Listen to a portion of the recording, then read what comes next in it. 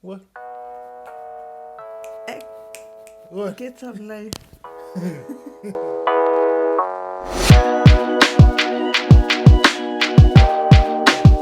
Hello you guys, what is up? Welcome back to my channel and of course another video. If you're new here, hi, my name is Nekwaya.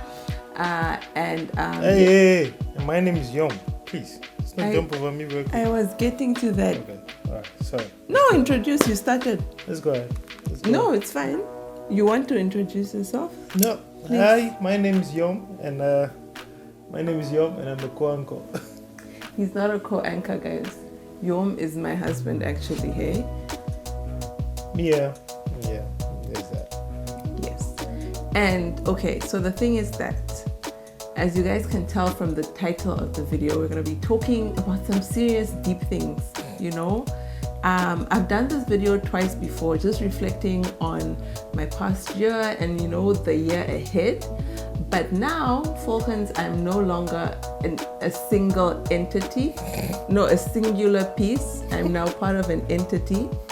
I had to bring the other half of the entity to the video, you know, to the channel, because I can't, you know, my vision is now not an individual vision anymore. It's a vision for two people. So It's a vision for a unit. We like that. okay. So anyway, you guys, so we're going to be talking about some things. I know 2021 has already started, but that's fine. You know, I'm pretty sure there's still someone out there who will benefit from this video. So if it's not you, it's fine. It's okay. We're just basically just taking stock Thank of you for 2020. coming. You may leave if it's not you. Basically just taking stock of 2020 and then, you know, Okay. making a vision. Do you for want to speak 2021. about 2020? Maybe. Okay. All right. The thing about my husband is he's very long-winded, guys. So I'm gonna keep like cutting him at times because he doesn't know how to be succinct. Like he doesn't. Imagine this. He doesn't. So okay, Imagine that. describe your 2020 in one sentence. Refreshing. Don't put in too many commas and semicolons. Now you're interrupting. Refreshing, pause taking, collective. I didn't say words. I said a sentence. In one sentence. Oh, it was a much needed break, which gave enough time for reflection and recollection and, you know, re-strategizing and stuff like that. So as bad as it was in terms of other things, it was good in other aspects. So it was good. I would say generally it was good. For me, it was good. Okay. That's good. It's good. You? If I had to describe 2020 in one sentence, I would say it was a year of being broken down to being rebuilt back up. I think that's how I would describe 2020. I would say so too for you. For me. Yeah. Okay. So I feel like I don't want to talk too much about 2020 though. Yeah, it's okay. We can move on. We can Moving move right on. along Moving right on. into 2021. Okay. What would you say, babe, how important is vision as a collective compared to vision as a unit, as an individual? Like, obviously, we both have our own personal goals and ambitions. Yeah. But That's importance. As a collective, we having a unified vision makes for better planning, and then I do engineering, so allotment of allocation of resources to make sure there's efficiency in the systems. That's all. That's how I put it. I put everything into systems. I had to make sure it's Wait, so I don't understand. So making sure there's a vision for the unit, make sure we have the right resources appropriated to the right person or to the right things, so that we don't have redundancies and losses and stuff like that. Okay. And we can make better plans. That's what I'm Okay. saying. Yes. Okay, I mean, maybe I'm more like airy fairy, Yeah, maybe. but how I see it is just, I think that collective vision and goal setting or goals are equally important. Because I feel like I cannot contribute to the collective unit or to the collective vision if my vision as an individual is sort of not catered to or In alignment with it. in alignment with that. So they have to be in alignment, and that's why I say they're equally important, because not that they have to feed into the same thing and reach the same place. It just has to be on one board. No, I get that. So what I'm saying is that when you have a unit, like a vision as a unit, knowing what the unit's vision is, and then knowing what our individual visions are and goals, and we can make all of that work. So Okay. it's not redundant. How do you think between us we figure out our goals? Oh, here is the thing, right? my wife writes everything down, and she writes everything nitty gritty, and down to the final details, and 2020, 2021, 2022, all of that stuff. She has things written, and then me, I have bullet points with regards to what it is. Where are these bullet points? I've never seen That's them. not exactly. You write them down. I Okay, don't. so the bullet points are in your head. Exactly. Okay, It's all in my head. Everything is in my head. Make that clear. Whatever it is I want to do for the next, where I hope my life is going in the next 5 years, and what I need to do by a certain stage. So, I have that. So when I start the year, and okay, this year I want to do this and this and that. These are the things I need to achieve by the end of the year. So then I then take things quarter by quarter. While the first quarter I try to see what it is I can do, second quarter what I can do, and then what it is I need to do that. I in between I give myself breaks. I don't, my wife, give us. How do you cast your vision? How do I feel like I've had a vision for my life and what I want my life to be. And I've had that vision for so many years. Yeah. It changes obviously with like when one circumstance maybe changes. Sometimes I have to adapt it. So what I'm trying to say is I've had my vision. So each year for me is kind of just writing out how I'm going to achieve a certain portion of that vision, or how I'm getting to the next part of stage in that vision. And I think for me, I'm the type of person who I need to see everything on paper, not on my notes in my phone, on paper in my notebook, step by step. And you know what's important about, not just for me at least, not just having bullet points, having like a complete roadmap for me is that I'm able to pivot easily. Like, because I have all the steps written down, when something falls, I can pinpoint what it is that has failed. And I know then that it's not the entire thing that has failed. So I can kind of like pinpoint where it went wrong and then fix that specific part. Okay. So for me, that's why I like to write everything down and sort of have, I guess a clear roadmap. I'm just more of a goal-oriented situation. So however I get there, I don't really have to follow like a certain map. As long as I find for a me, way that's too. That's my way of pivoting. Yeah. That's my way of pivoting and how I do things. If plan A isn't working, okay, cool. Quickly, because plan A is not a set plan. We have 3 different plans, 3 different ways of getting there. So, which one works the quickest, the fastest, and the most efficient? Well, you see, for me, efficiency means, having a plan so that I don't have to, sort of come back unless, I guess so. I don't have a choice. I guess so. But anyway, that's fine. Not randomly, but next question.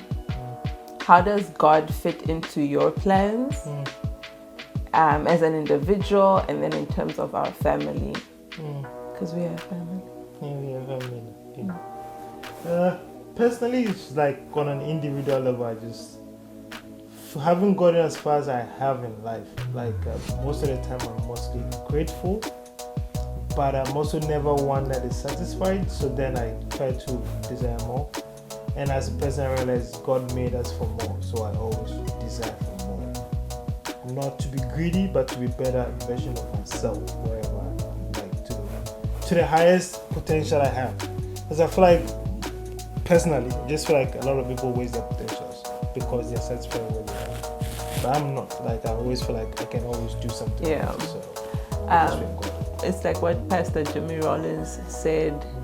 He preached at church last year, I think it was. Yeah. And he basically made the analogy of when you go to the airport, when you're at the airport or you're traveling and then you're in transit to somewhere. And then while you're in transit, you're like in one of the lounges waiting, and it becomes very comfortable, like especially if you're like in one of the nice lounges. So comfortable that you even forget you have a flight to catch, right? So he was basically cautioning against getting comfortable in what is a seemingly nice area of life, because maybe that's not where you're supposed to. In a place of transit. In a place, yeah, it's just a place of transit. As comfortable as it is, that's not where you're supposed to be. And you're dealing with samples. Then you end up just eating samples instead of you're not being in the fullness of what God has planned for you. So yeah. That works into my personal plan, then for the house as well. I feel like we can be as great as we can be every year. So that's what works into the casting for the vision for the house as well. Because I know if we apply ourselves to the best of our abilities as a unit, we can do so much more instead of just being. So, just try to make sure we do our best. Try and live our absolute bests. Best life. Yeah. Right. I agree. I think that for me, one thing that I will preface this with is that our pastor said it at church, and I read a blog that I the other day, and it was basically just talking about how humility or being humble, doesn't speak to anything that God has for your life or God wants. It doesn't say anything about you in respect of God. It doesn't make you a better person or whatever. So you need to be cautious as to why you're being humble, So don't hold yourself back trying to be humble because you think that that's what God calls you to do. No, God calls you to live in the fullness of what He has, planned for your life. That being said, what was the question? Oh yes, where does God fit?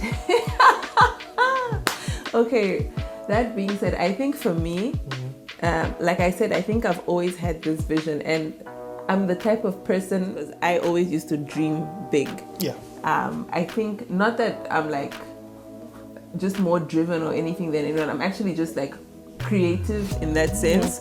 So I always have these outlandish ideas, and they may seem crazy. Seemingly outlandish ideas. So I always dream big, and I think as I've grown older and started to understand my relationship with God and start, understanding God more, I start to realize that He puts these big ideas in my mind, and I know that I just need to do my part, and He'll let the rest fall into place. But saying that, of course, sometimes one hard lesson that I've learned is that, and Pastor Mike always says this, if you ask God for a red Audi Q7, God is not going to give you a green Audi Q7. Some things are blessings. So what I'm trying to say is that I know God has given me these great ideas and stuff, and in planning and everything like that, I try not to plan settling, right? I try not to downgrade those, because I know that what God has put in my mind is what He has planned for me, and I just have to work to make that happen, and then in that process also just try and remain obedient. Never settle. It's just you never have to settle just because something isn't, just because the vision is, or the vision is not finished yet, doesn't mean you need to settle for the finished product. Yeah. So I think for me, my vision and everything, I think it comes from God entirely. So I don't plan things and then go pray about it after. It's more so knowing the thing and then seeking confirmation, right? I don't decide, oh, I want this, let me pray to God for it. No, usually God places on your heart, and you know, guys, like, you all may have a different way of knowing when God puts something on his heart, and maybe me too, but you will know when God has put something on your heart. And then it's just a matter of whether you're going to go along with that or not. Now, this question, I think especially for us, because we've got such a, I think to some people, interesting relationship, in the sense that, like, for example, you came here with me as a spouse. Where is the balance in our life? And like for this year, how do you see that balance? Particularly because, so Yom started a new job late last year, and sometimes he has to work ridiculous hours. Like, there'll be days or weeks rather where I literally see him in the morning when I wake up and go to work. You know, and that's the only time I'll see him. Like, I don't hear him come in when I go to bed. So in that, like, how do you see like a balance in our marriage / relationship, and like how do we, I guess, work it out? I guess is more, for me, everything comes down to intentionality. You need to be intentional about it, and like you need to dedicate. Like it's said most often, but I don't think a lot of people pay heed to. Is like, if something's important to you, make time for it. Right. But like it's become such a common phrase that you don't really see what that means until, like, sometimes you don't see each other from Monday to Friday. Like even Friday night, you don't see me until Saturday morning. So then I make a conscious plan. Okay, this weekend I'm not gonna do anything else. I'm not gonna go this. I'm not gonna do that. So, it's just us. Which is where I said 2020 was a good thing to me in terms of us, because it gave us the opportunity to just pause everything. Just because we got married, and then we moved to a new country, and then you went straight into the new, like the UN General Assembly's thing, and then everything just kept rolling, and then then when you guys were coming off that thing, then I got my job, and I started, so then it became a thing of, okay, now she's about to slow down where you guys can actually just have time. Started working, and then the pandemic hit, which was like a good pause. So we could spend time, and then we actually whether you actually like each other or not, we actually like each other. So I had really bad, like, I was sad when because Yom went back to work before me. Ask Yom, I was just not happy at all. I was just like, come back. When the pandemic went over, went back to work before I asked you. So actually, for like, I enjoyed being, and I think it's because we didn't have too much time by ourselves in a sense since we got married. So I enjoyed the couple of months that I was working from home. Like, I did not get tired of Yom at all. Maybe he got tired of me. And I guess, also I guess it's because our communication is it's good. I wouldn't say really good, but there's definitely room for improvement. Because it's like our communication is good, so that's where the balance comes in. When when somebody's busy, you don't take offense to somebody being busy. I guess that makes sense, because you understand the person's cycle and what it is. I like work. I like working. You like working. So it's a thing of an understanding of, okay, we like working, but when everything falls away, when the work is gone, where everything's gone, it's left with just the two of us. So how do we make sure the two of us, which is the basis upon which everything else exists? So. And I think one thing, and I know that we're probably going to be doing this more this year, because obviously last year we were home all the time, and even though we were home, like, my schedule's about to be busy again. It's just, sometimes I think Yom has to be the 20%. He brings 20% and I'll bring 80% to the relationship. Sometimes I'll be the 20, he'll be the 80.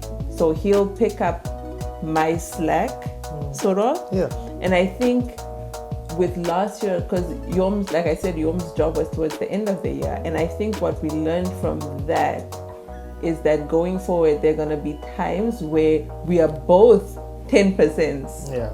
You know, we can only bring 10 in that moment. And I think we have to be fine with it. Because, for example, I was saying, oh, we'll need to get HelloFresh meal delivery for this month, or, you know, just looking at my work calendar, because I know his calendar is also unpredictable and it's busy. And yeah, as it gets warmer, it's going to start picking up more. So I know, like, we need to do something now ahead of time, because I can't come home now and be upset that something isn't done or I didn't see him. Like, it's life. Yeah. And we just have to sort of work around it. So I know that that's one thing we're looking into doing this year. Yeah, it's okay. I think it's just being better teammates. I mean, just realizing. But I say it takes a bit of it's a learning. There's a learning curve. Yeah, it's a learning curve. It must be a conscious learning effort, because then because sometimes some people start feeling some type of way, like, okay, cool, chill. This is not permanent. Right. Even if it is permanent, you need to know what works for who and what not. Yeah.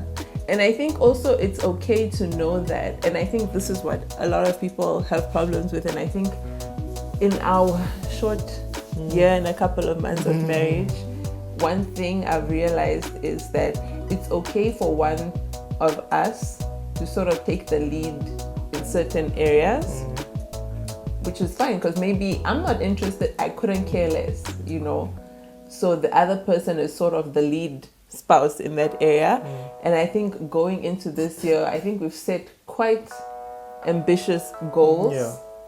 Yeah. So that's what I mean, man. Living to our fullest. Yeah. Giving our best efforts. Do you want, what do you think? What? What do you think is one of our most ambitious goals? Oh, the housing kind of? Yeah, well, housing period. Yeah. Where, guys, we are at a point in our lives where we realize that we don't have a house in either Ghana or Namibia. We don't have a place to stay. We don't have a place to stay. If we go back home, we are homeless. And it doesn't feel good. So one of our biggest projects and ambitions and goals is to get into a place financially where we can, you know, build a home. And I think that's something that we're really working towards. Guys, that's something that I think is very realistic. It's very realistic, but also your goal likes nice. Yeah, which is why, like, in setting the goals, you have to be realistic as well. Yeah, that's true. I think with the resources you need in you have to be realistic. You can't set these really high goals that you can't meet, and then you end up thinking you failed. And then you end up thinking you failed, then you feel like shit, and then you're down on yourself. And come up with realistic goals, which you know the resources you have available can make it happen. So that's one of our biggest ambitions or goals this year, is to have a casa mesu somewhere floating around. And I think also just to be, I call it like just financially stable. Like, we've been watching this show, Millennial Money on CNBC. It's like a channel on YouTube, and they tell these stories and follow and chronicle all these like young millennials and young people who are doing amazing things in terms of finances and just looking after their money and helping it grow and like getting to just these comfortable places in their lives. And I'm here for that. So that helps. It helps. So there's that. What's the second one? I think you do in school. That is also a very realistic goal. It's realistic, but it's also big. I want to go back to school, you guys. For those of you who don't know, your girl does not have a master's. She has a double degree, right? I do have a double degree. I am quite smart. You know. I just, for me, it never felt right to do a master's, because I was back and forth between law and what I'm doing now. And so this year I kind of decided I want to go back to school and do masters, notwithstanding the fact that it's probably going to be the busiest year of my career, but I also didn't want to put off masters anymore because I've been putting it off for a long time, whether for financial reasons, time, whatever the case may be. But this year has to be my year, guys. So it's gotta happen. I'm definitely taking that on. You know what? I saw a thing today, and it's last minute, and I said someone posted on Instagram that we should be allowed to talk about pregnancy and starting a family without people jumping up and be like, "Oh, are you guys pregnant?" You know? And I was like, that's so true, because that's also, as a family, we also want to have children one day, you know, but us talking about it doesn't mean it's happening tomorrow, or it's you know what I mean? Like, that is also something that even when we speak about financial stability, you know, that's one thing. I know they say that timing is never right for children. But you but need to there be in are a certain position things where I think you can put into place before you get to that. And for me, that's like one thing is financial stability. Because listen, money makes things easier. No, I'm serious. It really does. It really does. It really does. And we do want to start a family in future. I mean, we do want to start a family, but we also want to be in a position where, like I don't ever want, like I want to be the best version also of myself before I have a child, because guys, childhood traumas are real, and I don't want to pass anything on to my child, whether it's resentment or whatever, you know. stuff like that. That's true. Because even if I'm not the perfect person, I still want to have awareness and the tools. You need to be aware of yourself. Like I know, like if I'm wilding out or failing, like I can, you know. We will fail, definitely. As parents, but you need to be able to process the failure in a healthy way, and not take that out on your child. Like I saw this thing there, how apparently, like, how would adults feel? How would you feel if the things that adults do to their kids, someone else did to them? Like, for example, in Namibia, there's this thing back in the day where, like, parents, when they're angry, would just shave their daughter's hair off. They do it in Ghana too. No. Like, I know so many. I don't know, for some reason why hair was just determined as this.